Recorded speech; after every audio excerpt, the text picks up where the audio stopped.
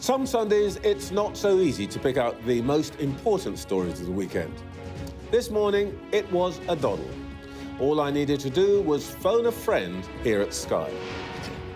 In the interview everyone wishes they'd done, our chief correspondent, Stuart Ramsey, got the first hint of a path to peace from Volodymyr Zelensky. Here in Westminster, an old-fashioned scoop from Rob Powell prompted the first cabinet resignation of the Starmer era. What did the Prime Minister know, and when did he know it? The government wants to talk about its 5 missions. Remember them? We'll try to find out if they're making any progress after a rocky start to Labour's term in office, with the Chancellor of the Duchy of Lancaster, Pat McFadden. The Conservatives said this week they got some things wrong over immigration, as another set of record net migration figures rolled in. I'll be joined by the Shadow Environment Secretary, Victoria Atkins. Both parties say they want to bring those numbers down. Whose fault is it that they're so high, and how could they be reduced? I'll ask the chair of the government's Migration Advisory Committee, Brian Bell. Plus, with us throughout the show, Telegraph columnist Fraser Nelson, author and broadcaster Paul Mason, and broadcaster Daisy McAndrew.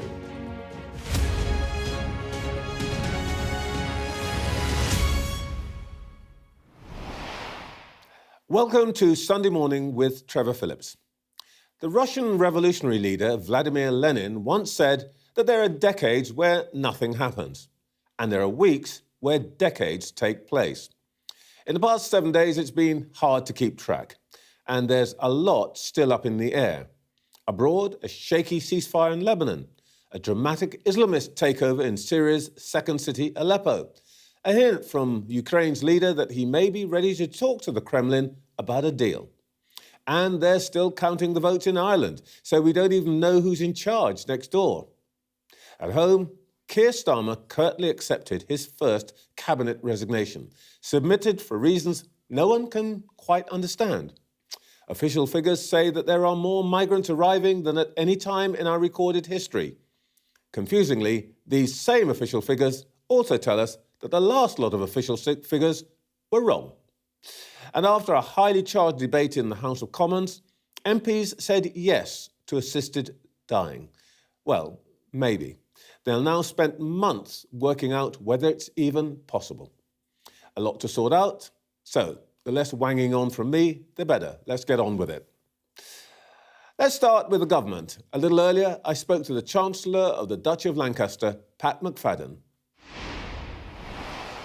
Pat McFadden, in his interview with our colleague Stuart Ramsey, President Zelensky makes a distinction between protecting Ukraine's people and preserving its land. How significant do you think that is? Ukraine's engaged in a fight for its survival and in a desperate fight to be able to decide its own future. This war was expected to last maybe for a few days. We're now approaching 3 years since Russia invaded, all the way through, both when the Conservatives were in power and since we came into office in July. We've taken the view to support Ukraine in their ability to decide their own future, and that means arms and material, training troops, everything that they need in order to carry out that fight. But it's very, very tough for them. And the Russian invasion has obviously caused incredible trauma in the country and among the people. But we will stay with Ukraine for the duration of this fight. But there must be a way out here. And what Zelensky is saying seems to suggest at least a beginning of one. One part of what he said to Stuart is that there could be cessation of hostilities as long as there were security guarantees from NATO. Now, the NATO foreign ministers are meeting this week. Will David Lammy support any proposal that would offer those security guarantees?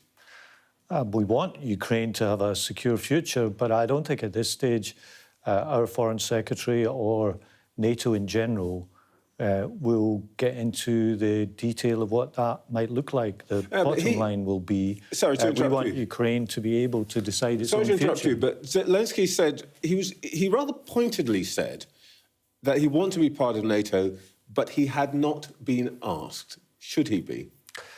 Look, I don't know whether Ukraine will be part of NATO or not in the future.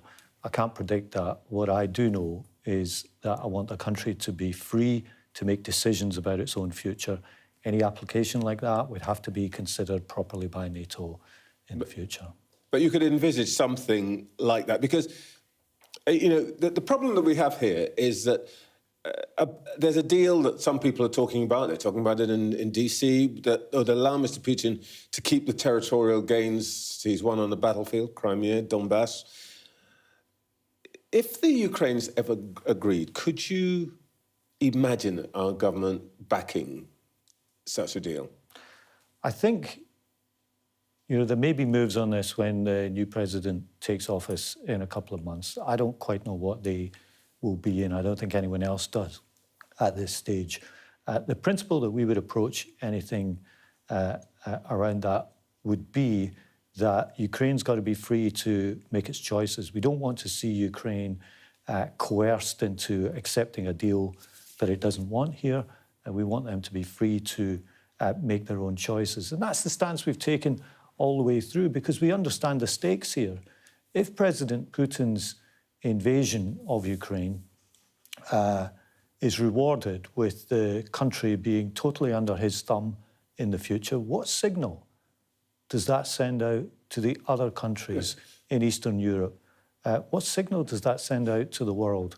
And in other hotspots or places around the world where someone might have territorial designs over another place. Yeah. This is hugely important for the world, that Ukraine is allowed to make its own decisions here. Yeah, but if I may say so, Zelensky himself he's too polite to say this, but he's pretty clearly signalled that he feels, to some extent, let down by the West.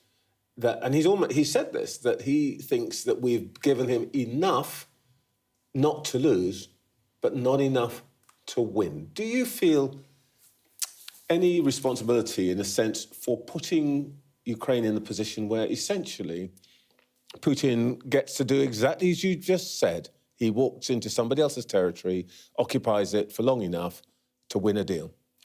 Well, speaking for the United Kingdom, for all the political differences that we've had in this country over recent years, I think that certainly the two main political parties in the country have been completely united in giving support to Ukraine.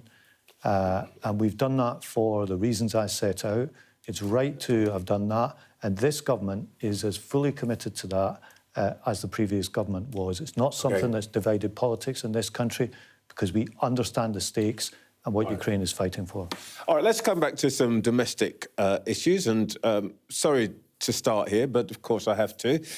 Did Keir Starmer know the full story of Louise Haig's crime when he appointed her to the cabinet? I don't know that. I only know what I've read in the newspapers in the last few days. Steady.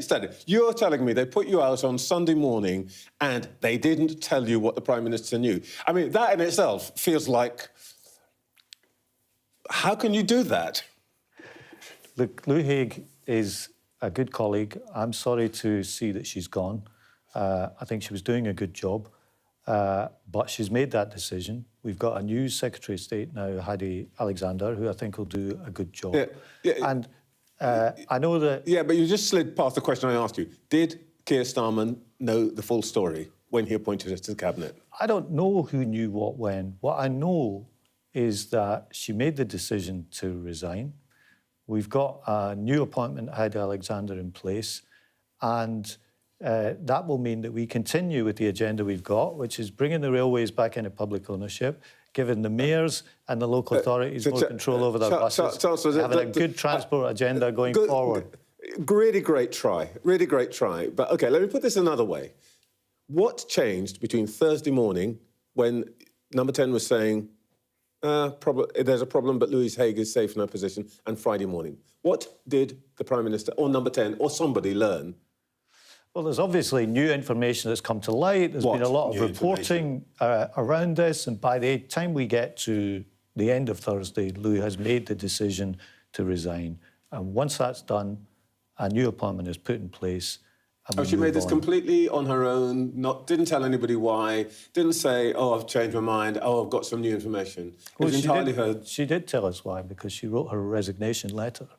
And in the resignation letter, she sets out her reasons that this was going to become an enormous distraction for the government and decides to step down. And I respect her for doing that. And the Prime Minister was a completely passive actor in this. He had nothing, no conversation, he didn't say anything. Sure they did have conversations, and the result was she resigned. We've got a new Secretary of State, and we carry on with our transport agenda. All right, look, OK, let me try one more thing. That way of addressing this. Keir Starmer said to Boris Johnson in 2022, memorable phrase, you can't be a lawmaker and a law breaker. Do you know when Louise Haigh planned to resign as an MP? As an MP? Yeah. I don't think she's as a lawmaker. You can't be a lawbreaker and a lawmaker.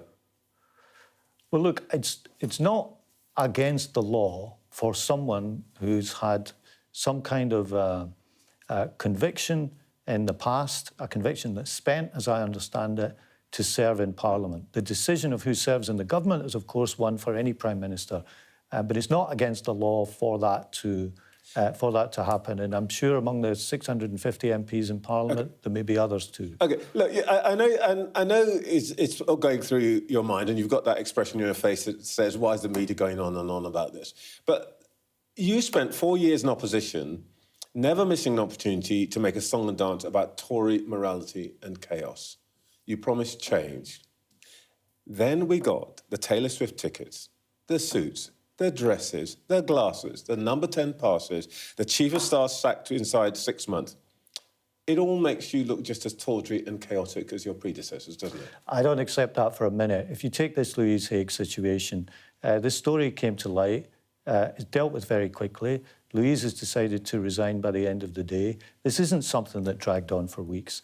It isn't something where there had to be endless stories about it before action was taken.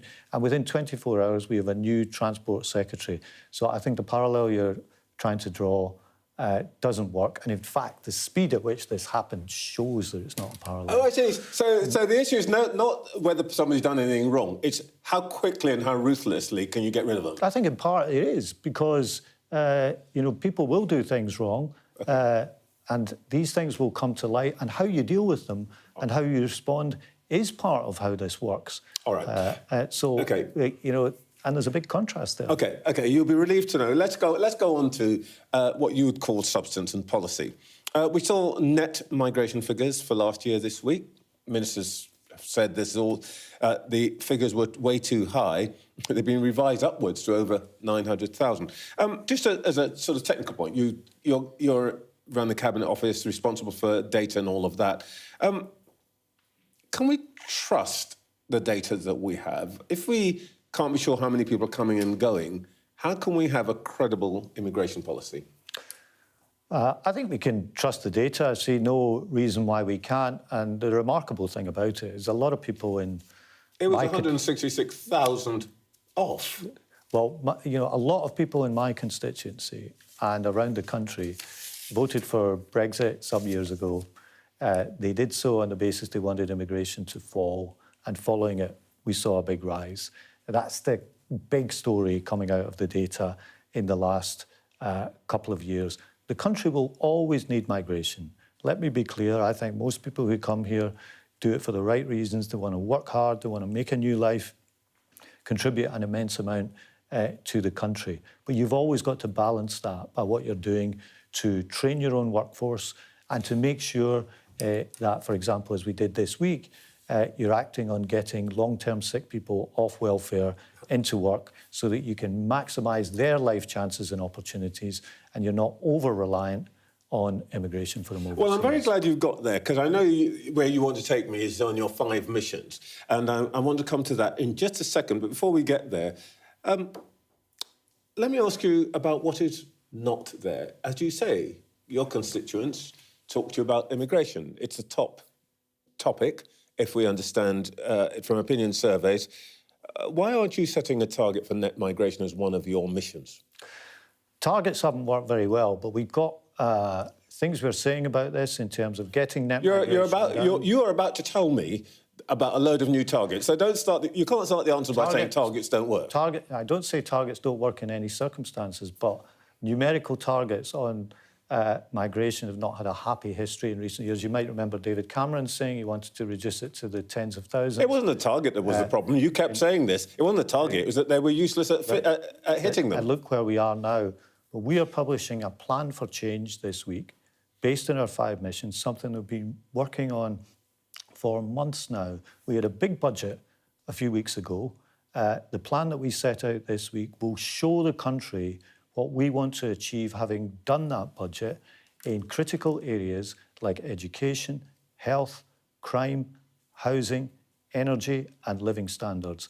And we are setting this out because we know that people are sceptical about what politics can achieve, what government can deliver. We are putting out a plan to show people what the government's priorities are over the next few years. And crucially, Trevor, it's not just publishing a set of policies. These things will only happen if we reform the state itself.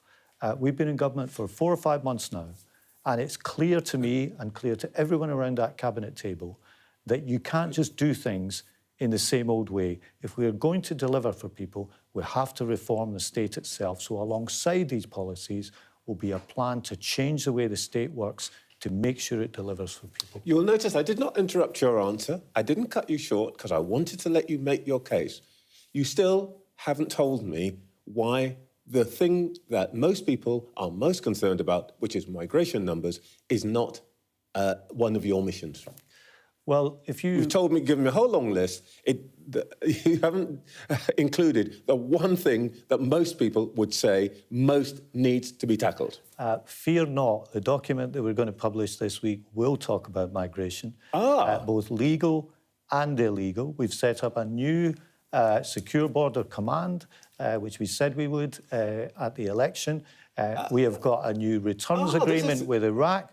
We've increased the number of returns. We've published our welfare to work paper. Migration will very much be part of the This is great. paper. You've got me very excited now. I'm glad I've got you excited because sometimes some of you and your colleagues can be a bit sceptical about these things. I'm glad I've got you excited. Sceptical? But I love to hear that actually in your missions, now which you're going to tell me are all about measurable metrics, you're going to include migration. So what's the measurable metric on migration? I don't say we'll give you a target number, but we will certainly talk about migration, both legal and illegal, when we publish the document later this week. But look, we're joshing about it a little bit, but you do see that you are setting out these 5 big priorities. You're now saying that the signal that they're priorities is that you're tying yourself to numbers and time scales. The one thing that you're not doing that on is the thing that most people care most about other than the cost of living, immigration. You can see why there's a problem here. I don't think it's the same thing because the amount of migration you need will ebb and flow depending on how your economy is doing. And I think just setting a number and saying that's the magic number. Let's say it was 100,000 or 200,000 or whatever it was. What happens when we need a skilled worker for the 201,000 job? Do we say, no, we're not having that? That would be a good contribution to our country. It's not the way to do it, but we do want legal migration to come down. We do want to train more of our own workers. We do want to get more people off welfare and into work. You do know that no targets could be read as no limits, but let's not go on, because I want to ask you about a couple of other things. Your big growth indicator is going to be household income. Let me start with what I think your big obstacle is going to be here. Nobody believes you. Here's what, when people are asked about the future, what do they think is going to happen in the next year?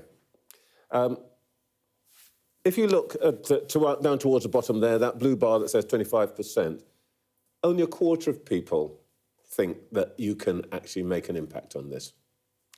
Well, look, I think it's really important that we do, because the last Parliament was the first Parliament in living memory where living standards fell over the course of a Parliament. And that hurts people in their pockets. So we are saying we want not just to have economic growth, but to make sure that people feel it in their pockets. And if I may make another point about this, I do accept scepticism when a government publishes a plan, but if we don't do this, if we don't set ourselves clear goals for the next few years, the country will simply fall further behind.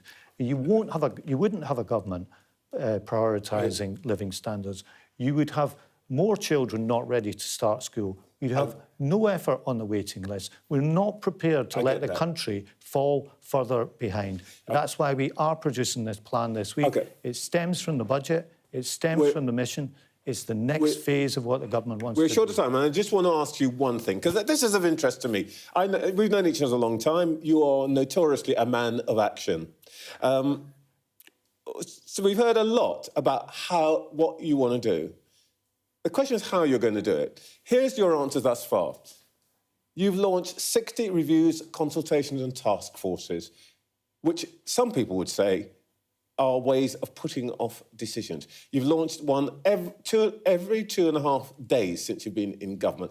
Government by review. Is this a Pat McFadden action-oriented government? We're not announcing a review this week. We're announcing a plan for change. We're announcing what we want to do. No, but I'm telling you what you've done thus far. Get children ready for school. That's a speech. To get this is what you've done. waiting lists down, to get more people the chance to have a home of their own, and the other things that we'll set out in the plan. With another review and another consultation? We're not announcing reviews this week. We're announcing a plan. A lot of people are saying, we want to see your plan. They're going to get it this week.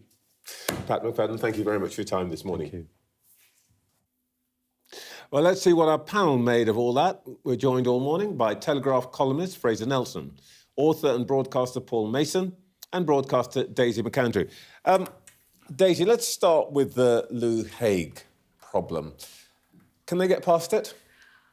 I think they probably can, and I think she can probably get past it for the number one reason that nobody's heard of her. Now, I don't say that as an insult, but these things have to grab the public's attention, and in order for them to, to be really damaging, and in order for the public to know about it and care about it, they sort of got to know who she is and whether they care about her. So I think to her advantage is the fact that she's quite unknown. It still has a bit of a fishy smell about it. I don't feel like we know the full story. So whether it's one of those things that rumbles on, but certainly falling on her sword and leaving will have done her and the government a lot of good, I think. Paul, are we going to get uninterested in this? I mean, I think that Louise Hague herself may not be a big thing, but I think there's still a question which we can't quite unravel about what the Prime Minister's own actions here. Well, as I understand it, she told him when she became a member of his shadow cabinet that she had this spent conviction. I have, in the past, tried to become a Labour MP. And when you do that, you have to declare any convictions that you had. So it's not like they didn't know. I think her resignation letter says, it's essentially, I don't want to become the story. It starts with the words, as you know, actually. Yeah, and she's one of the, we might be talking today about a defocused government, a government that can't seem to get its ducks in a row. She got her ducks in a row. She was elected on the promise of nationalising the railways. Nationalisation of the railways is on the statute book. And she's been one of the most effective ministers in that sense. So I think when you say no one knows who she is, if you meet Lou Hague, you'll not forget it. She's actually quite a charismatic politician. Yes. Yeah. And someone who I think Starmer would have worked overtime to keep in politics, because there are not everybody in politics is so memorable. So I'm sorry she's gone. I do hope she comes back quite quickly. What, one more problem, Fraser, or one that's going to go away? Well, she will come back. I think this will be like Peter Mandelson. If you resign quickly, that's how you can come back in later on. Remember, this Labour government's going to be with us for 5 years. Plenty time for Lou Hague to say, I've done my time, I'm going to come back. Although there are questions as to if she really did reveal everything, then why is she gone? There's an implication here. There was some development, we're not quite sure what, which was a bit more than she declared. When she became a minister, for example, she didn't mention it to that scrutiny committee. She mentioned it to the Labour Shadow Cabinet Committee, but she didn't have to because it was a spent conviction. But there's an implication here where there's something which nobody's been quite managed to pin down that was different to what Keir Starmer had originally known. Now, perhaps that's unfair, but either way, I think a resignation has put an end to this, and we'll see her back in the cabinet, I reckon, in 2 years. But I wonder, one of the reasons that this has a little bit of more potency than some of these. I mean, at one level, you think it's a trivial thing. Somebody in the mid-20s made a mistake and so on. But because the Labour in opposition made such a big deal about Tory morality, this great phrase, you can't be a lawbreaker and a lawmaker, it's going to come back to haunt them, isn't it? Yeah, but that was Keir Starmer's. When he was saying that, I remember thinking at the time, well, if any of your ministers does anything which even a speeding ticket or something, this is going to be taken back to haunt you. So by setting the bar so high in order to go after the Tories, he's set it now for every one of his ministers. I think he'll repent to that at leisure. And there is a thing about politicians being very worried about looking like hypocrites. But again, it's kind of baked into a lot of the public's thinking about politicians, is that most of them are hypocrites. And if you go through your political career being too scared to criticise your opponents because it might come back to bite you, you would never get on the front foot. So I think it was fair enough for the Labour opposition to keep bashing away at Boris Johnson's government. OK, let's make a Tony Benn turn here and move away from personalities to the issues.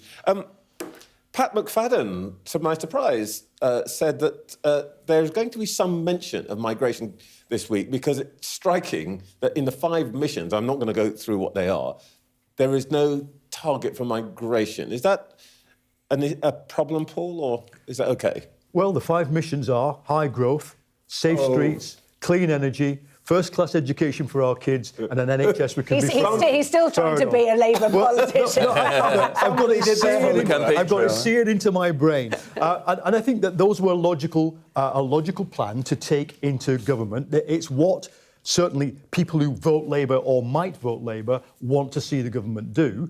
But this immigration figure, which of course was revised upwards to 906,000, so nearly 1 million people a year net coming in, is something that, so in Labour land, in Labour political land, you get to speak to MPs who represent, for example, minority ethnic communities, Sikhs, Muslims, Hindus, African Caribbean communities. And what I've been hearing this year, which I didn't hear before, is that MPs from those communities are saying to me, even our own people are now getting worried about the level of migration.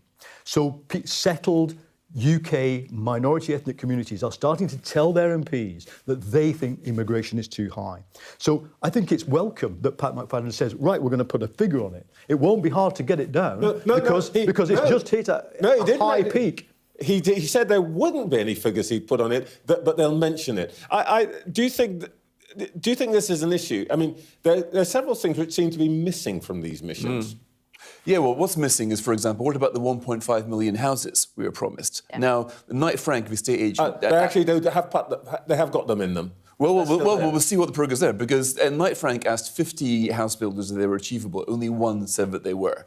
Now, what about the fastest growth in the G7? They've already decided not to pursue that. They're pursuing high tax instead, and the OBR has said our growth isn't going to move.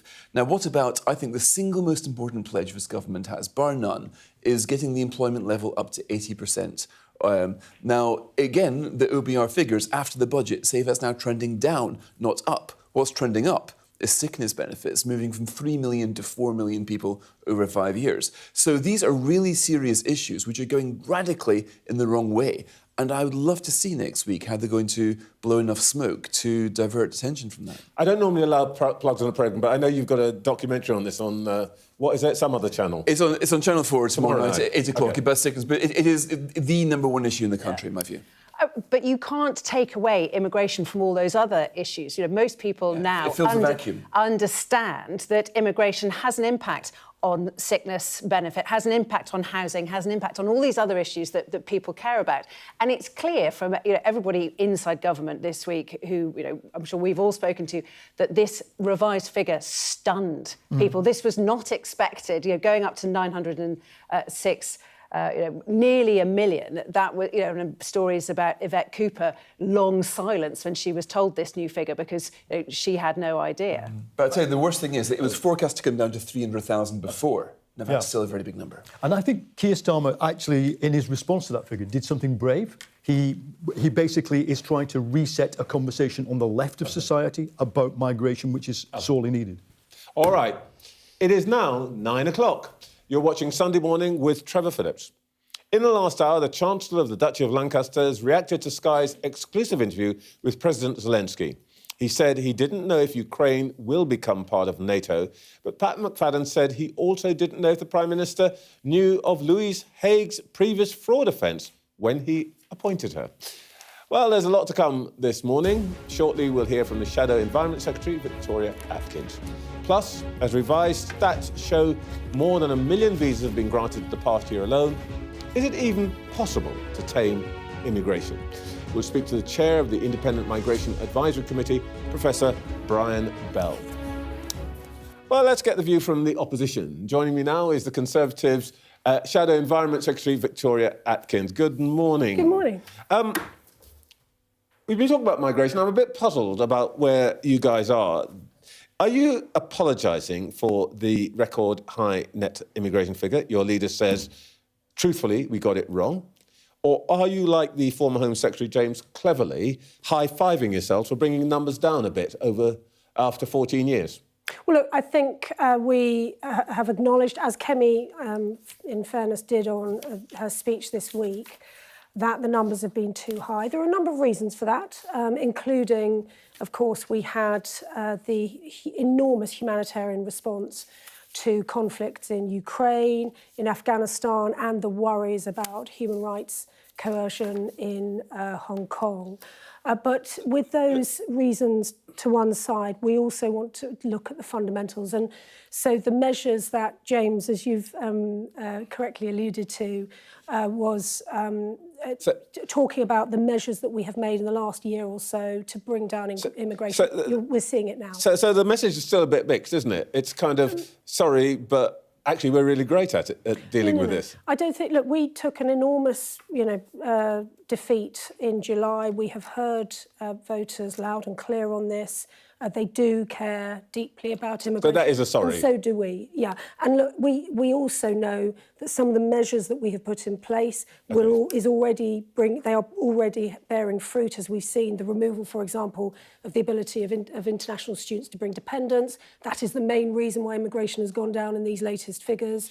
We also know, however, that voters want to see some certainty about this, which is why Kemi was talking about the cap on numbers. And I note Labour have left any firm plans for that out of their talk this weekend about planning for change. Your remark about this bearing fruit invites a really cheesy pun, but you were talking to the farmers this week, and you're right. You said the leader of the opposition said you would bring in a cap on the number, including for seasonal workers. When you were out marching with the farmers, did you mention that you want to cut off their supply of fruit pickers and farmhands if you got back into power? No, what we were talking about was the incredibly dangerous impact that this family farms tax is going to have on family farms and indeed the very fruit farms that you're referencing, Trevor. I got that, but I'm asking you.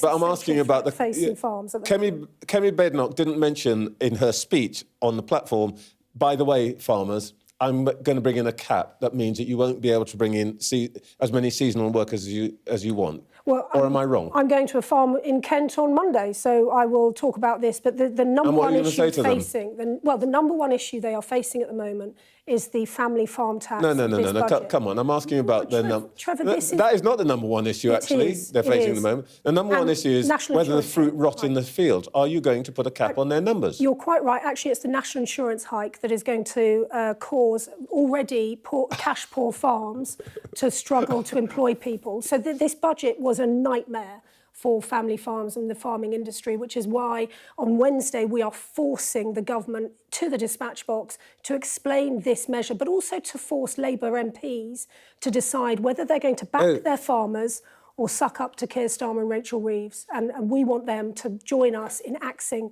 this family farm tax. If I may say so, this is a spectacular and valiant attempt to avoid us answering the question which I asked you.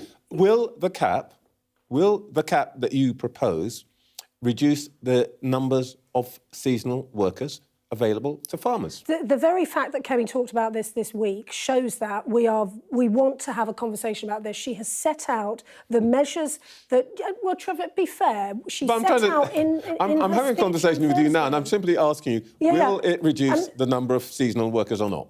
So we will formulate this policy, the details of this policy, over the coming months, as in fairness Kemi has said she wants to do, to set out our principles and our values and then set out the way in which those policies will be operationalised. But what is noticeable is that with all of this, the budget shows how little this government cares about or understands the countryside, because they would not have done what they have done with these various taxes. It's not just the family farm tax, it's the tax on fertiliser, the many, many other things that they're doing. All right, well, let's declare a truce on this, that you're still working it out, right? On policy, you're saying it's too early, it's reasonable, but you've been clear that you'd reverse the VAT on independent school fees.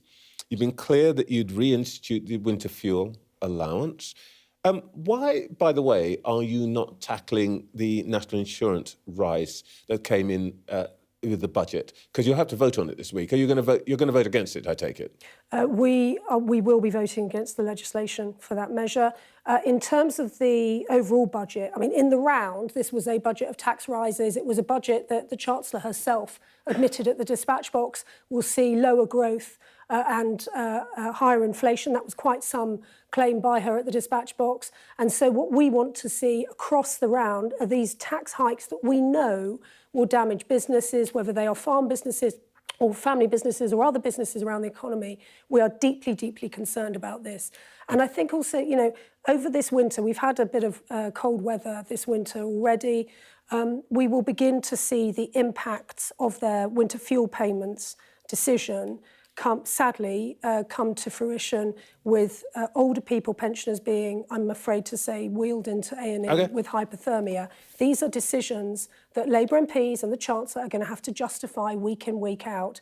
And so across the budget, we are deeply concerned about many of these measures. It's very interesting. I mean, if you add up the things that you have said, you're opposing tax rises, traditional Tory. You are riding to defence of private school parents, the landed gentry, and of course, old people. Is this a return to, if you like, a Toryism of the past? Trevor, if I may correct you on the middle example you gave there, the farmers in my constituency, and I'm very proud Lincolnshire MP, my constituency helps feed the country. They may be asset rich, but many of them are cash poor. And indeed, I've been deluged with examples of farmers who may have millions of pounds of farmland on paper, and yet their annual income is £20,000. No, I understand they're small farmers so here, but we mustn't, please. But in the round, we mustn't mischaracterise them. In the round, looking at the set of interests, there's nothing wrong with it, but they're looking at the set of interests that you are foregrounding and you're defending. It seems an interesting turn for the Conservatives. Well, is this a return to the Tory party of the past? We have never agreed that education should be taxed, and we know that that will be having a huge impact on families, not all of whom are, wealthy people. People make choices. They want to send their children to a school. It may be because the school specialises in, for example, special educational needs and so on. It's about helping people make those choices for themselves without raising taxes in the way that this socialist government is doing. Just very, very quickly, you're not worried about the fact that Mr Farage declared this week he's got 100,000 members, some of which used to be your members? Look, I think we've had a very, very busy week. My goodness me, if you look at the headlines, including, of course, the very important debate on Friday, I have to say I think that's not probably one of the headlines that most people have cared about this week. Victoria Atkins, thank you very much for your time this morning. Thank you. Let's go back to our panel. Fraser Nelson, Paul Mason and Daisy McAndrew. Fraser, am I pushing too far to say that we're beginning to see the shape of the Kemi Badenoch-led Conservative Party, which feels a bit traditional? The overall direction, yes, but also, I mean, look at right now the biggest threat to the Conservatives isn't the Labour Party, it's reform. We had another defection last week. Now, the big question will be next May, will reform get more councillors elected than the Conservatives? If they do, that really will be a landmark here. So the Conservatives will not be the inheritors of Labour government's mistake. I mean, that was, the previous oppositions have had that. Labour had that. Labour had united opposition. The Conservatives have a situation where the right is now split. So I think you can see, right now they're appealing, not so much to wavering Labour voters, but to people who may decide to vote for reform next May or to join reform overall, saying, look, we are the radicals, we are the ones who are going to be proud defenders of these traditions which this, you could hear the language there, the socialist government is ditching.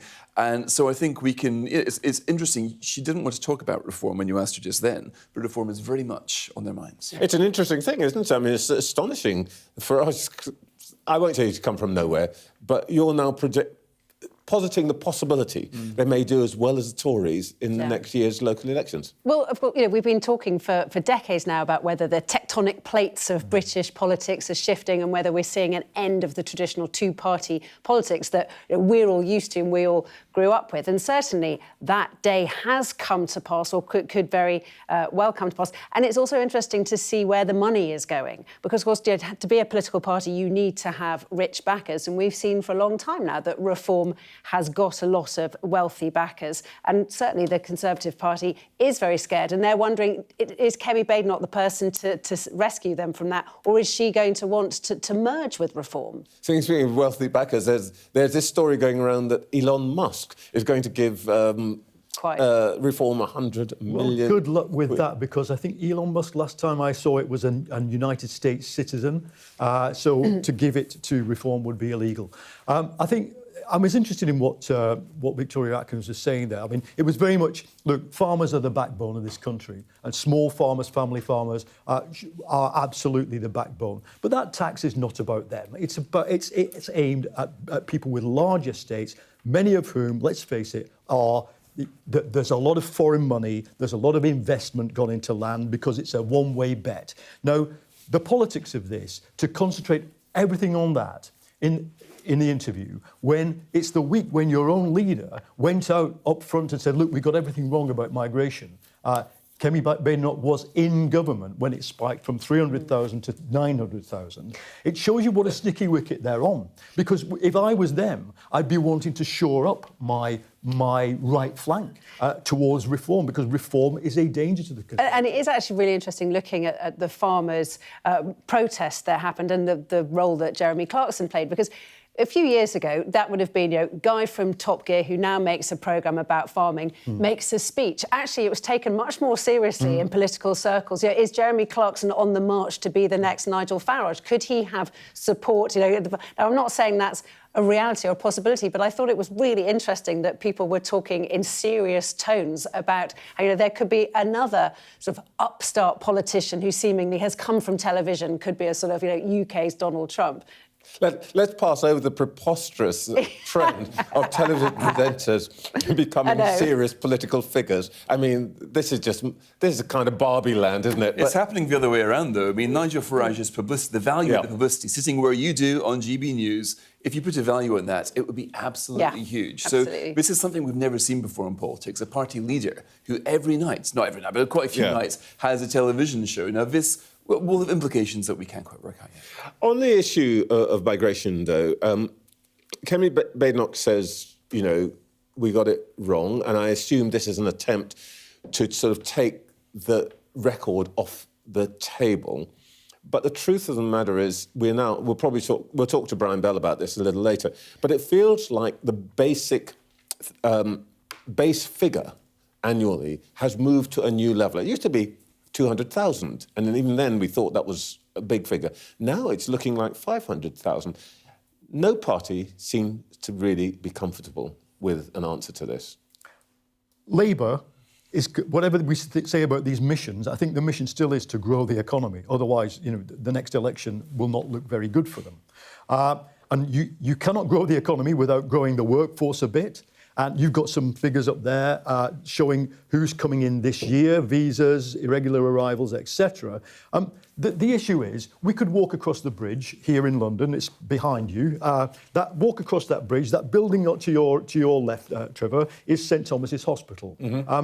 I go there. I would say it is impossible to run that hospital without recent migrants, not just black and Asian British people, recent migrants, Egyptian doctors. Same true for many, many of our care homes. 1/5 of the care home sector are recent migrants. We have to separate the discussion between levels of migration that we can manage economically and migrants who are incredibly valuable to this country. Yeah, but it's quite a difficult thing to do, isn't it? Let's try. There's a famous phrase for people who are migration geeks, of which I'm one, which somebody once said, we asked for workers and people came. And workers produce stuff, but people consume stuff. And our problem is getting the balance. And when you've got nearly 500,000 work visas, we're in different countries to where we used to be. Well, that's absolutely true. And I take Paul's point about we need to remember, the value.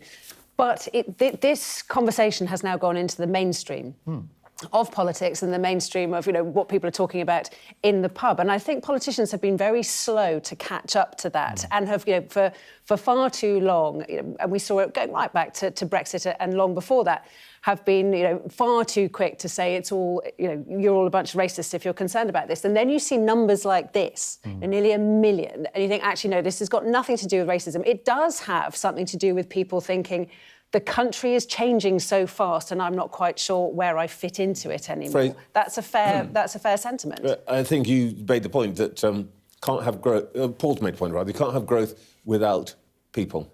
Well, there's another massive part of this, which is the sheer number of British workers who are moving on to benefits every single year. Now, if you look at the next 5 years, we're expected to lose 800,000 more people to sickness benefits. That creates a vacuum. Of course, people will fill that vacuum. To me, this is the root cause of so much that we're talking about. Now, the Conservatives should be saying that their visa restrictions will already have seen migration figures dropping like a stone. This time next year, they will be below, they'll have cut in half, I guarantee it. And we know that because there are forecasts for this. Those forecasts show it's going to go down to 300,000. That's a third of what it was right now. Now, those forecasts might be a bit optimistic, but this is, after the Brexit, a dial which the Conservative government, any government can completely move. The Conservatives tightened it, Labour will tighten it more, but to my view, the real problem is our lack of the way that our own workforce is thinning out quite quickly. OK, thank you all. Next, we're going to talk about that exclusive interview with Volodymyr Zelensky and talk live to the man who did it.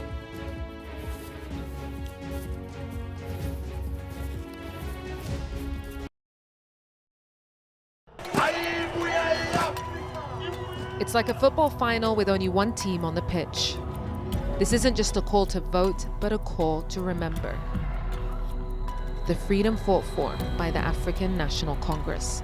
I'm Yusra Al-Bagher, Sky's Africa correspondent based in Johannesburg, South Africa. A cyclone and 2 burst dams wiped out hundreds of generational homes. This was the second dam that the floodwaters hit before it tore into Derna. We are in the heart of Nairobi and we're watching as protesters were heavily tear gassed. The sheer fearlessness and persistence of these guys is astonishing. We help you understand the world with us. I remember going into the iconic Omdurman market in the heart of Sudan's capital for the first time since the war started.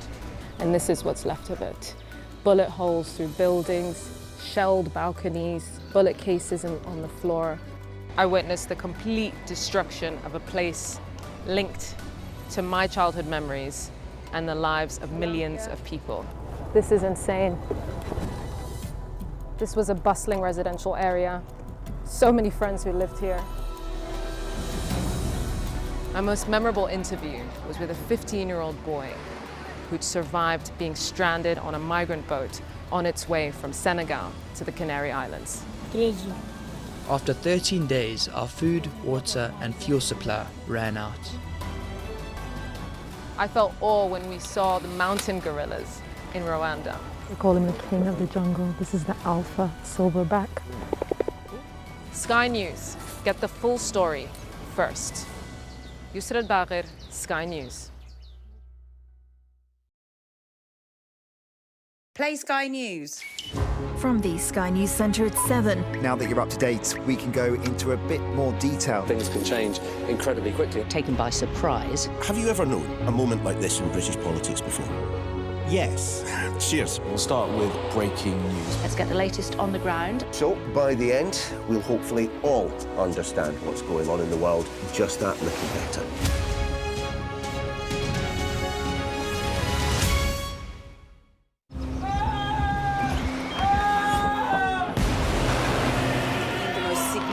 Day of this conflict. They keep telling us that they want aid. And this is what's left of it.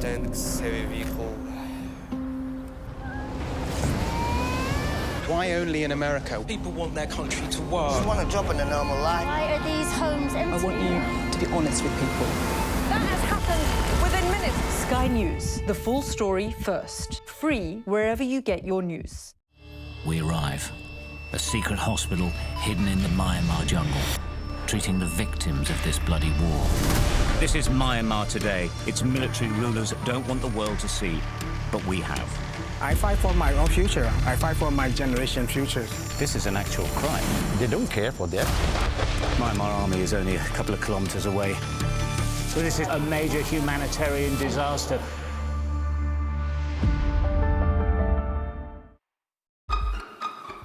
We've got your Sunday mornings covered.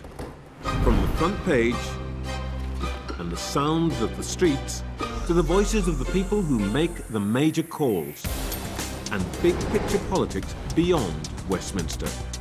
We'll put you at the heart of our story.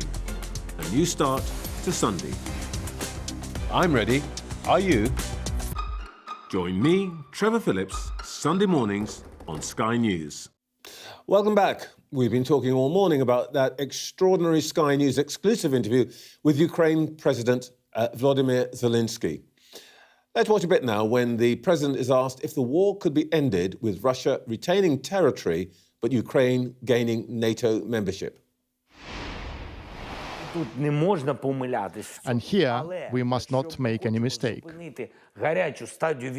But if we want to stop the hot stage of the war, we should take under NATO umbrella the territory of Ukraine that we have under our control. That's what we need to do fast. And then Ukraine can get back the other part of its territory diplomatically. So, and this proposal has never been considered by Ukraine because no one has ever offered that to us officially.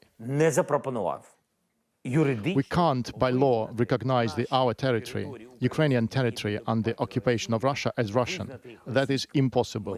That is against the Constitution of Ukraine.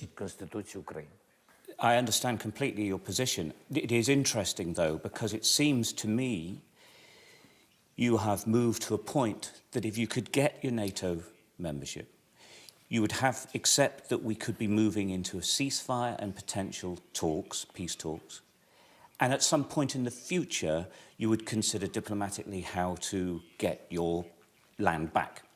That's quite a big step, because you're never going to accept that it's Russia's, but as you say, physically, they will hold it. But it could bring the war to a close. A lot of different countries proposed a ceasefire. So the question is, ceasefire where? That is the question. The second point is, if we speak ceasefire, guarantees that Putin will not come back. Mm-hmm. And in this case, I commented you about NATO. Yes, NATO immediately the part of Ukraine. We need it very much. Otherwise, he will come back. Otherwise, how we can go to ceasefire? Mm-hmm. So it's very, for us, it's very dangerous. That's what I meant.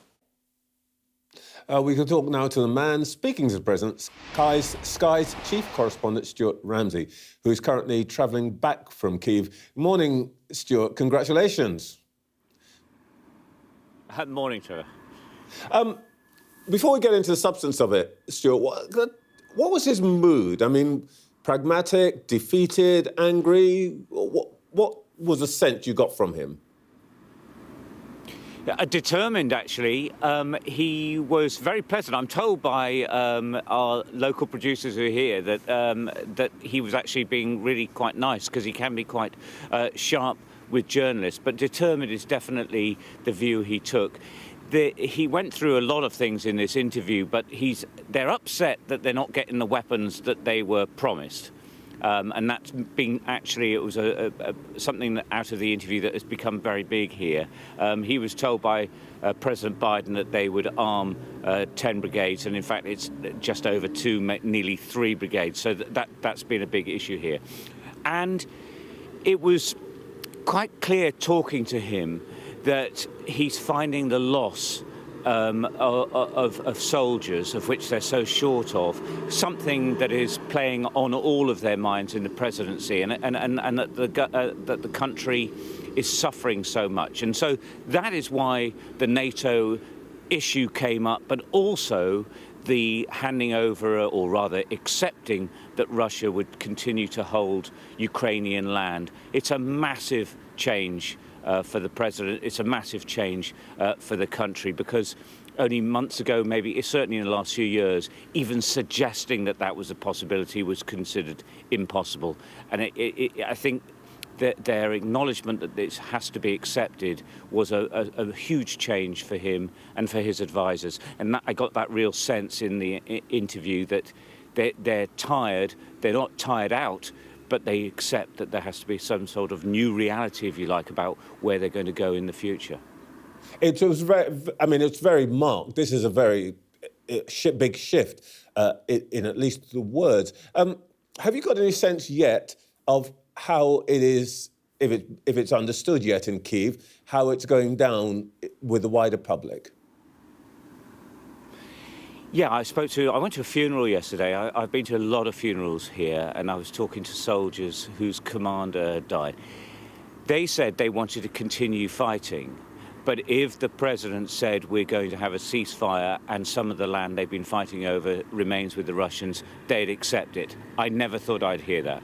I never thought I'd hear that. And they're sort of not special forces, but they're a hard division that was saying that. So their families, are accepting that there's a new reality, if you like, to what's going on. But, and this is a really crucial thing here, Trevor, there have to be security guarantees. They have bilateral agreements with many, many countries to provide them with weapons and support. But they need a shield, and the shield is NATO. And that is the position they're taking. We will accept these losses if diplomatically in the future we will be able to get them back, and they're accepting it's a long way away. But they have to have a shield.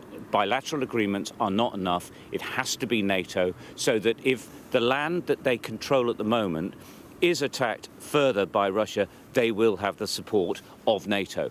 Without that, they can't really go forward. But interestingly, without that, they'll continue fighting, and it's pretty awful stuff, but they're literally prepared to die for the country, but are hoping that the international community will come in and give them some way out of this. Then there will be a ceasefire, and then there will be a calming down of the fighting. Though, without that security guarantee, and they know this because it's gone on for 10 years, Russia will come back. So there needs to be a proper deterrent that is offered to Russia, so that they realise if they carry on fighting, then you're taking on the whole of NATO. That's the position that Ukraine finds itself in now. Briefly, Stuart, I put it to the Cabinet Minister, Pat McFadden, this morning that, the Ukrainians may feel, and we've heard this from Zelensky before, that we gave them enough support to make sure they were not overrun, but not enough to make sure that they would win. Briefly, is there any sense of bitterness towards the West? Not bitterness, because there's an awful lot of gratitude, actually, and everyone says it.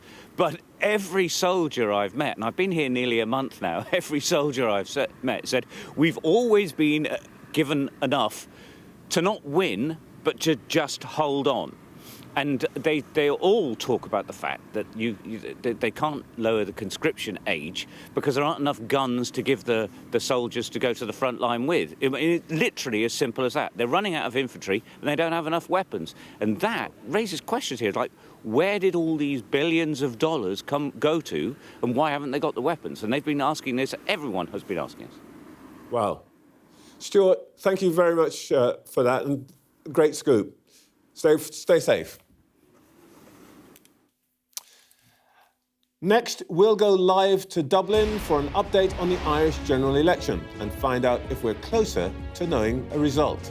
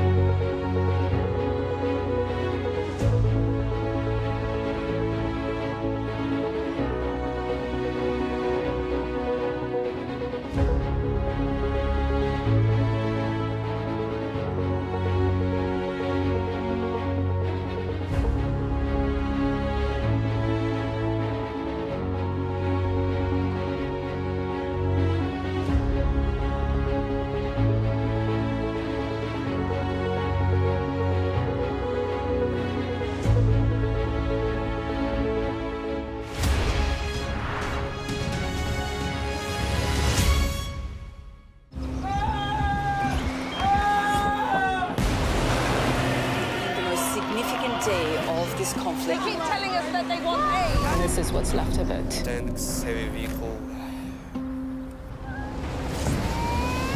Why only in America? People want their country to work. Just want a job in a normal life. Why are these homes empty? I want you to be honest with people.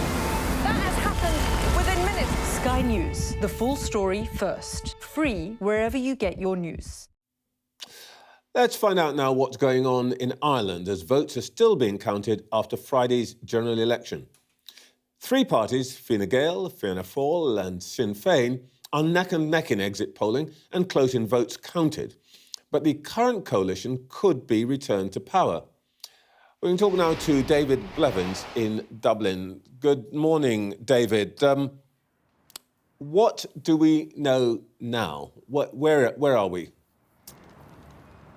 Well, first of all, let's remember Ireland hasn't been governed by one single party since 1977. This is a place very familiar with coalitions. And for decades, really, it's been a coalition led by one of the two big parties to the centre-right, Fianna Fáil or Fine Gael. But last time around, those two big parties had to set their rivalries aside and come together to have the numbers required to form a coalition government alongside the Greens on that occasion. But the Greens have been virtually wiped out in this election, and it looks like those two big parties on the centre-right are going to have to come together again to have the numbers to form a coalition government, probably this time with the help of Labour. One of the things that we thought might happen would be a major advance for Sinn Féin. Doesn't look like that's taken place. What happened? Well, Sinn Féin has certainly established itself, Trevor, as the third big party on the political landscape in Ireland. But their vote is down on the last general election. In fact, the vote of all three big parties is down. But given that Mary Lou McDonald's party had virtually plummeted in the polls because of a disconnect with its base over an unclear position on immigration in recent months, she'll be still quite relieved by the election result that they're up there at all competing with Fine Gael and Fianna Fáil. But I suppose it is worth noting that for the second general election in a row, Sinn Féin has just fallen short of having the numbers required to have any hope of forming a left-wing alliance to govern Ireland. So that's not going to happen. But the other feature which seems to be emerging is a lot of votes for other parties, particularly those on the right. What's going on there? Well, there has been a fractured vote, I suppose, partly because of the electoral system in Ireland. Independents are doing very well. But to some extent, Ireland is significantly bucking the European trend on two fronts. It hasn't kicked out the incumbents. It looks like they're going to govern for another 5 years. And for all the talk of the rise of the far right, there hasn't been a significant influence on the election results from candidates on the far right. None of them even came close to being elected, mostly eliminated in the first round of counting. In fact, only 6% of people polled after the election said they had been influenced by the issue of immigration. Let me just say one last thing. Elon Musk on Friday said Ireland was about to vote for its freedom. To some extent it did. Freedom from anything resembling racism. David, thank you very much for that. I suspect we're going to be seeing a lot of you over the next day or two as it unwinds. Thanks a lot. Now, there were a lot of headlines this week about net migration to the UK falling last year by 20%. We've been talking about that. But really, that was only because the previous year's number was revised up by so much. Another 166,000 settled in the country then. In the year to June of this year, it's thought that net migration was 728,000 people. Now, both main parties say they want to bring that number down significantly. Let's see. I'm joined now by the chair of the Government Migration Advisory Committee, Brian Bell. Professor Bell, were you surprised to hear that the ONS net migration figures had to be revised upwards thus so far? Yeah, I think so. I mean, you sort of hope revisions are pretty random, and so they should be either up or down, and you don't know. So the revisions were up, and were up quite significantly. That was a surprise. It's partly because the ONS produced the numbers quite fast after the period that they're covering, and then they learn more information as time goes on. So the revisions are legitimate. There's nothing wrong with making revisions, but it obviously made the story somewhat harder to understand this week. And it also makes conversation like this a bit tricky, doesn't it? Never mind government policy making. If you don't know what the numbers signify at the moment you receive them. Indeed. I mean, when people talk about a net migration target, are you targeting the number that the ONS first produces, or are you targeting the number they produce a few years later? That's why, actually, we tend not to look too much at the month-to-month or the year-to-year numbers, and we think more about what the long-run trends are in net migration. It's a much more useful way of thinking about policy. Well, indeed, that's what I want to ask you about, because I remember a day when the sort of settled long-run number would be something like 200,000 net and so on. Now we're looking at something much higher than that. Where do you expect that longer-term sort of bed of inward migration to settle? I think without any further policy changes, it's likely that we'll settle at somewhere around 300 to perhaps 350,000 as the long-run figure. So higher than it was over the previous 20 years, but much lower, of course, than it is today. We do expect net migration to continue to fall, but towards a level of about 300,000. But 350,000 is a big number. It's a sizable town every year. It's 0.5% of the UK population every year. So, yeah. And it puts, I suppose, the small boat number into context, does it not? Indeed. I mean, you know, the amount of publicity, both in the media, but also, to be fair, among politicians over the last 5 years on small boats, is out of all proportion to their importance within net migration. And, you know, it's about somewhere between 5 and 10% of the numbers are responsible for asylum, which includes the small boats. So we've spent far too much time focused on that, relative, of course, very important issue, but relative to the legal migration side. If we look at, if you like, the big number, 450,000 thereabouts on work, another 450,000 on study and so on, every government keeps saying we want to bring total immigration down because the impact on services, etc., yet the numbers keep rising. Now, if you're going to do anything about it, you've got to do something about those big numbers, either the work route or the study route. Let's talk about the work route for a moment. In the past, you said that some of our sectors, particularly health and care, are too reliant on foreign workers. Is that still your view? Absolutely, yeah. So, you know, we still don't train enough nurses and doctors in this country. And so unless we actually want wards not to have doctors and not have nurses, we will need to bring them in from abroad.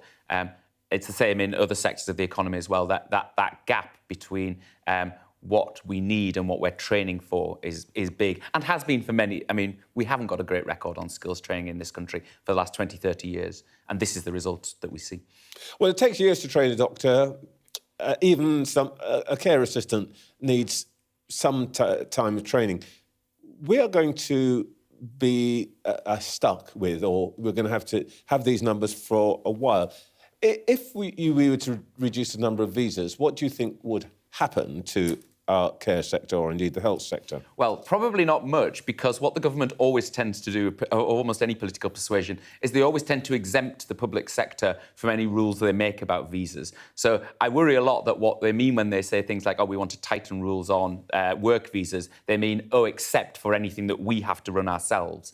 So the NHS has historically been protected. So when we had a cap, there was actually in the old days a cap on the number of visas we issued. It very rarely bound, but when it did, nurses and doctors were exempted from the cap.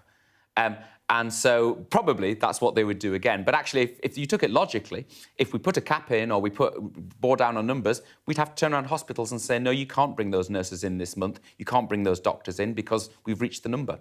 And then we'd have to face the consequences of that. Well, I was talking to Victoria Atkins, the shadow Environment Secretary, about agricultural work, you know, cap on seasonal workers. Is it too strong to say cap on seasonal workers equals fruit rotting in the fields? To an extent, of course, it's important to remember that seasonal workers, because they can only stay here for 6 months, actually don't feature in the figures at all. So you've got to stay more than a year in terms of how we measure net migration. So actually, it doesn't matter how many seasonal worker visas we issue in terms of net migration statistics. But I think it is right that if you, you know, we've just done a review of the seasonal worker scheme. If you made it more strict, then we're saying we're not going to grow stuff in this country. We'll import it from abroad. That's a choice that we make. I just want to ask very, very briefly a question about your work. That the problem is, perhaps, as we've been discussing, there's a slight dishonesty in the whole debate that actually we want all of these things, we can't have them without the people. That must make your job near to impossible. I mean, it does, in the sense that there's not a coherent... Often there's not a coherent policy across government. So perhaps to give you a really good example, we talked about students as an important set of numbers. The government has a policy, or the previous government did, and I have no reason to think this government isn't pursuing this policy, had a policy of having 600,000 international students in the UK. That was the Department for Education's objective. And no one seemed to notice that if you wanted to have 600,000 international students in Britain, you would have to issue them visas. And there was no link. So we have a policy from the Education Department that says we must have 600,000 students in Britain. Well, you're going to have to issue them visas. Unless you change that policy, I don't see how you change the visa numbers. They're the challenge to government. Professor Bell, thank you so much for your time this morning. In just a moment, we'll hear once again from our panel.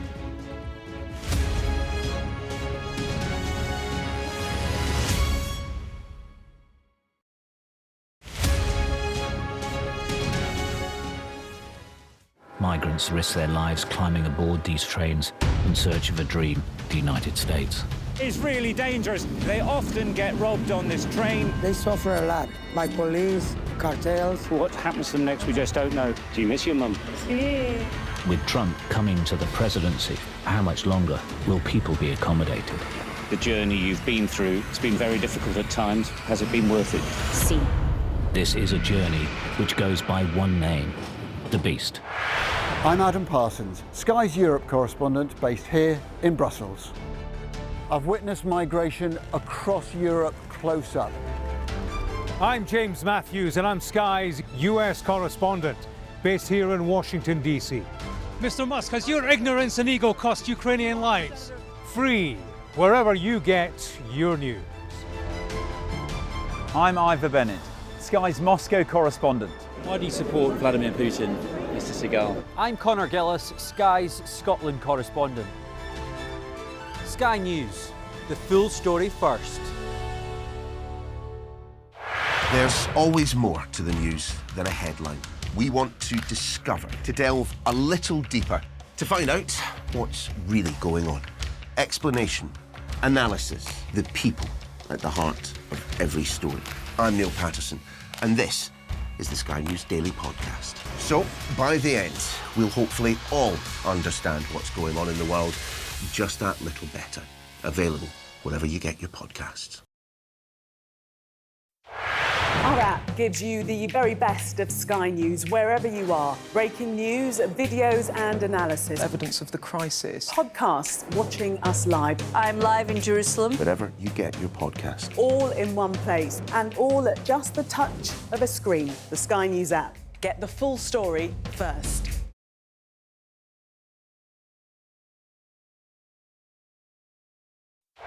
I'm Katie Spencer and I'm Sky News' arts and entertainment correspondent. As a team, we've interviewed some of the biggest stars in the world, the likes of Tom Cruise, Brad Pitt, Sir Elton John. We try to give you an honest sense of how these people really are.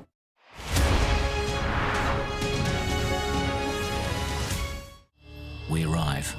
A secret hospital hidden in the Myanmar jungle, treating the victims of this bloody war. This is Myanmar today. Its military rulers don't want the world to see, but we have. I fight for my own future. I fight for my generation's futures. This is an actual crime. They don't care for that. Myanmar army is only a couple of kilometers away. So this is a major humanitarian disaster.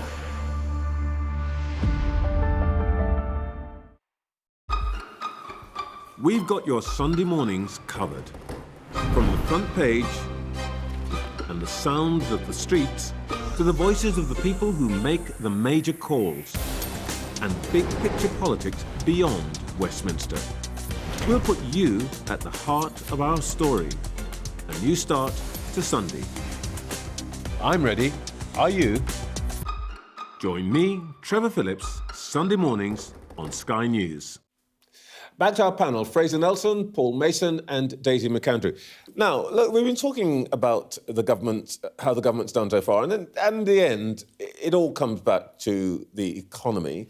And what's really interesting is if you look at public opinion on this, you can see that, you know, it's sort of, the red line is people who think that the state of the British economy is a bit, is poor, it's tanked, blue, think it's fine. And actually, the number who think it's poor ticked up just after they voted for a new government. This is weird, isn't it? I don't think it is weird. It's much more worrying if it ticks up at the end of a parliament than if it ticks up at the beginning, just after a government has been elected. I always bemoan the sort of short-termism of politicians and the fact that they never get anything done because they're always worried about the next electoral cycle, they're always worried about the next local elections, whatever it might be. And you know, I'm not a great Starmer, or Labour government fan, but I like the fact they've taken difficult decisions that have made themselves unpopular, hopefully in whether it's winter fuel allowance, whether it's national insurance and so on. and my sort of optimistic view is maybe they are a government that's willing to do uncomfortable and unpopular things, take a hit in the polls for the greater good. I'm not saying that it is all going to work out brilliantly, but I quite like the fact they're not worried about being unpopular at the moment. Paul? The economy is not where it needs to be for the vast majority of people. They don't feel good, and those figures don't surprise Indeed. me. Actually, I'm not going to stop you, but have a look at this graph, which is about what people actually think. We saw this earlier on. What do people think is going to happen for them? And you can see more inflation, more taxes, disposable income, down. The government has to get this right. It exists for one thing, and that is to produce a new model of growth in this country. It's going to take time. What the problem, I think, if I've got a criticism of them, it's the fact that they don't tell the story well. They don't tell, there's no overarching narrative that here's where we are, it's pretty bad, here's where we're going, everyone, and here's your role in it. And I think a lot of the reshuffling, the Sue Gray out and Morgan McSweeney in, has been about the realisation that you only tell stories through action. You don't tell stories through press releases or 7 different ministers doing seven different things on one day. It's got to be about the leader, Starmer. It's got to be about Rachel Reeves's budget delivering, and everybody else has to do their stuff. I want to come back to this point about storytelling, and as ever, we've got a chart or a quote on that, but I'll come to that in a second. Fraser, Daisy says that actually this is not terminal, but that actually they can find a way. But it strikes me that the bad news has come very early. Well, remember that the government spent the last few months talking the economy down as much as they could. Rachel Reeves is talking about a black hole. That's actually been blamed by some economists into actually hitting the economy because it dampens sentiment so much. So what we've seen in that chart reflects the overall effect of being told for 4 to 5 months that this is the worst economy ever. The worrying thing was that all the hits she's taken, as it were, there's no real sense that they will actually achieve anything in 4 or 5 years' time. Now, we have got the Office for Budget Responsibility now. This is our crystal ball. If it said to us, yes, you're going to raise the taxes now, and living standards are going to be a lot better, or wages are going to be a lot higher, or inflation's going to... None of that is true. The OBR said that all this was happening, but in fact, the living standards, the economic growth were going to be worse than they originally thought. Fraser, if I may, sure. in the small print of the OBR report, which people like me have to read, it does say, but we haven't taken any account of any of your growth plans. It says literally, we are not statutorily obliged to take account of anything you're doing. It took account of the budget, though. This was the verdict on the budget. Very on the budget, but the budget, it says budget X Green Growth Plan. There's a whole series of microeconomic measures that they're taking that I think in the next OBR report will have to be reflected. Rachel Reeves did say that to me when she was in a few weeks ago. The problem is the OBR couldn't take any of this into account because they don't know what the plan and it hasn't to been change executed. things. Yes. Well, but you think they don't told us by now if there was a plan. So the government says we're going to introduce planning reforms that are going to kickstart growth. We have yet to hear what those are. Every time they come in here, I ask them. But let me just finish on this. I think what you're all saying is that it feels like there isn't an overall story. And what is very interesting this morning is that the guru of polling, John Curtis, has come out with this. And I'm really surprised because John is not a man who takes a political stance, but he says the main point here is a fundamental question is whether a politician who's shown so far absolutely no ability to construct a narrative can suddenly construct a narrative. That is pretty tough. It's very damning, and as you said, it's particularly striking coming from cuddly Sir John Curtis, who we expect to normally says on the one hand this and on the other hand this, and here he's saying actually Keir Starmer's got some serious problems. I do think in some ways though it has been the deliberate policy of the Labour Party and those around Keir Starmer to propose him as, and we all heard it during the election, apart from bashing the economy, which Fraser quite rightly points out, which was all part of the plan so that when they came in, they could say, oh my God, there's this enormous black hole we didn't know about, so our hand is being forced to do stuff we didn't want to do. But also there has been this idea that Keir Starmer is a managerial type of politician, a politician who reacts rather than leads from the front. And that's now looking quite poor and is damaging to him. Paul, you haven't got your seat yet, and I'm not getting one. Don't worry. So it's probably a bit early to ask you to pretend to be Prime Minister. If there were a Labour narrative, what would it be? We can see the elements of it. Early on, they took decisions to give the go-ahead to 3 solar parks that the Tories had stopped. They've given a go-ahead to an energy from waste plant in Dorset that the local council opposes and the local Labour MP opposes. I think if we see a series of decisions that are pro-growth, that we see some housing, there's this village in Kent, a new village, 8,000 homes, that's going to get the go-ahead. And behind all of that, quite quietly, is Angela Rayner.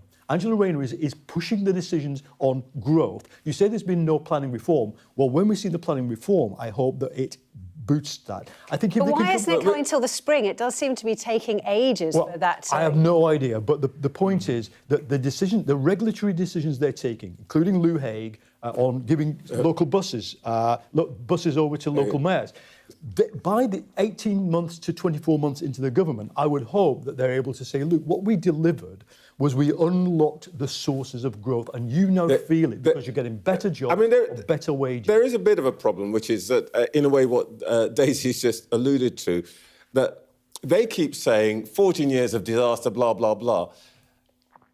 A Tory might say, that means you've had 14 years to decide what you're going to do, and what you're now doing is consulting, reviewing. I don't want to show the graph again, but a new consultation every 2.5 days, that's not decisive government. And that is the big story, I think. Like, if you look at David Cameron's government, they had school reform, welfare reform, ready right up the traps. They've been thinking about it for years. All Keir Starmer's been doing is keeping quiet and looking at the Tory mistakes. Now he's in government, he doesn't have a plan. This is why it's not about communication, it's not about articulation. This is about having something to articulate. He doesn't yet. You saw those 60 reviews there, desperate search for a plan. Rachel Reeves's plan was to massively increase taxes. You can't do that and grow an economy. I can't see where this ends. Last word to Daisy. It also does come back to the fact that, yes, it was a big majority, but as people keep calling it, it was a sandcastle majority. It's not that firm. They know that they've got competitors on the left of them, competitors on the right of them in the shape of Nigel Farage. So it's difficult to say this is what we're going to do when you're worrying about what the reaction is going to be from so many different bits of the electorate. You're still optimistic, aren't you?